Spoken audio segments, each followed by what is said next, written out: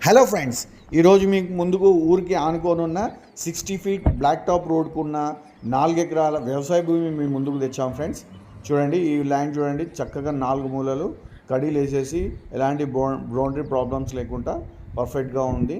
So ఇది ఊరికి ఆనుకొని ఉంది కాబట్టి మీరు దీన్ని ప్లాటింగ్ చేసి అమ్మినా మంచిగా డిమాండ్ ఉంటుంది దీనికి. దీని లొకేషన్ చూసుకుంటే మనకి ఇది హైదరాబాద్ ఓఆర్ఆర్ ఎగ్జిట్ 14కి వచ్చేసి మీకు 37 కిలోమీటర్స్ ఉంటుంది.